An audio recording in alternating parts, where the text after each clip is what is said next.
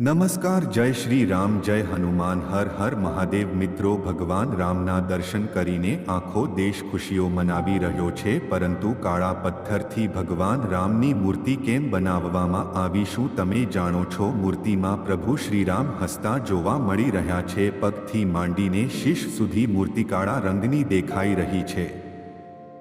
તમે પણ વિચારી રહ્યા હશો કે મૂર્તિ બનાવનારા અનુયોગી રાજે મૂર્તિ કાળા પથ્થરથી કેમ બનાવી હશે? શું હશે આનું રહસ્ય? વાત ખાલી કાળા રંગની નથી, પરંતુ 51 ફૂટ ઊંચી બનેલી મૂર્તિની પણ છે. આ વાત 90% લોકો નથી જાણતા કે મૂર્તિ 51 ફૂટની કેમ બનાવવામાં આવી છે. રામલાની મૂર્તિ કર્ણાટકના મૂર્તિકાર અરુણ યોગી રાજી બનાવી છે.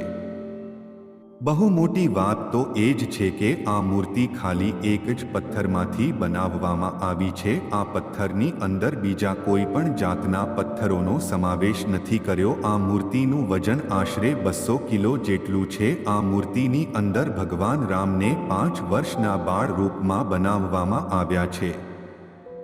રામલાલાની આ સુંદર મૂર્તિમાં ભગવાન વિષ્ણુના 10 અવતાર જોવા મળે છે. આ 10 અવતાર આ રીતે છે: મત્સ્ય, કૂર્મ, વરાહ, નરસિંહ, વામન, પરશુરામ, રામ, કૃષ્ણ, બુદ્ધ, કલ્કી.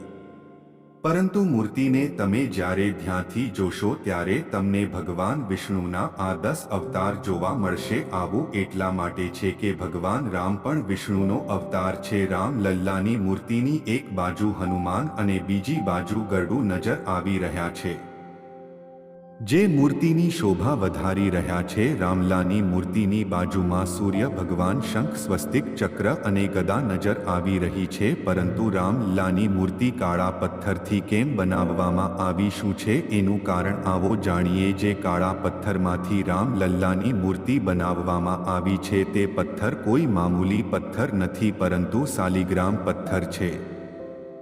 આ પથ્થર ભગવાન રામની સાસરી નેપાળની ગંડક નદીની અંદર જોવા મળે છે. શાલિગ્રામ પથ્થરને ખૂબ જ શુભ માનવામાં આવે છે. હિન્દુ ધર્મમાં બધા જ લોકો ઘરમાં આ પથ્થરની પૂજા પણ કરે છે. એવું પણ માનવામાં આવે છે કે શાલિગ્રામ પથ્થરમાં ભગવાન વિષ્ણુનો વાસ હોય છે અને ભગવાન રામ વિષ્ણુનો જ અવતાર છે. એટલા માટે શાલિગ્રામથી રામલાની મૂર્તિ બનાવવામાં આવી છે. જે શાલિગ્રામ પથ્થરથી રામલાની મૂર્તિ બનાવવામાં આવી છે તે પથ્થર જલરોધી છે. તે પથ્થરમાં પાણીની કોઈ પણ અસર થતી નથી, પરંતુ એની ચમક પાણીથી વધારે ને વધારે વધતી રહે છે. અને જ્યારે રામલાના મંદિરની અંદર ચંદન લગાવવામાં આવશે તો પણ રામલાની ચમકતી મૂર્તિને કોઈ પણ અસર નહીં થાય. રામલલ્લાની 51 ફૂટ ઊંચી મૂર્તિ દક્ષિણ ભારતની શૈલીઓ દર્શાવે છે.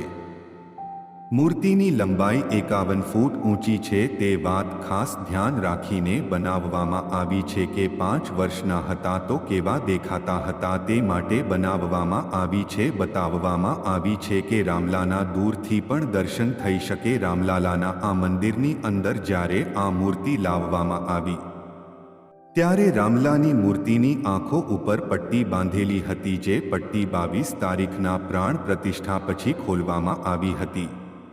પરંતુ સોશિયલ મીડિયાની અંદર અચાનક જ રામલાની મૂર્તિ પ્રગટ થઈ ગઈ. રામલલ્લા એ પ્રાણ પ્રતિષ્ઠા થતાં જ બધાય ભક્તોને દર્શન આપ્યા હતા. અને આવું થયું કેવી રીતે? આવો જાણીએ. જે જગ્યાએ મૂર્તિ બનાવવામાં આવતી હતી તે જગ્યાએથી મૂર્તિનો ફોટો વાયરલ થઈ ગયો અને બધા જ ભક્તોએ આસાનીથી ભગવાન રામના દર્શન કર્યા હતા. અમુક લોકોનું એવું પણ કહેવામાં આવે છે કે જે મૂર્તિ પ્રગટ થઈ હતી તે મંદિરમાં કેમ મૂકવામાં આવતી નથી અને નવી મૂર્તિ બનાવવાની શું જરૂર હતી? તો રામ મંદિરના ટ્રસ્ટીઓ દ્વારા જણાવવામાં આવ્યું છે કે રામલલ્લાની મોટી મૂર્તિની સાથે બાજુમાં એ મૂર્તિ પણ મૂકવામાં આવશે. પરંતુ મોટી મૂર્તિ એટલા માટે બનાવવામાં આવી છે કે દૂરથી પણ ભક્તો ભગવાન રામના દર્શન કરી શકે. ભગવાન રામની હસતી મૂર્તિને જોઈ આખો દેશ ખુશીઓ મનાવી રહ્યો છે અને આખા દેશના લોકો એક જ નારો લગાવી રહ્યા છે કે જય શ્રી રામ, જય શ્રી રામ. મિત્રો, આજની કહાની કેવી લાગી કમેન્ટ કરીને જરૂર જણાવજો. અને વિડિયો સારો લાગ્યો હોય તો લાઈક અને શેર જરૂરથી કરજો. અને ચેનલ પર નવા હોય તો આ અમારી ચેનલને સબસ્ક્રાઇબ કરવાનું ભૂલતા નહીં. ફરી મળીશું એક નવા વિડિયો સાથે. જય સ્વામિનારાયણ. જય શ્રી કૃષ્ણ. હર હર મહાદેવ.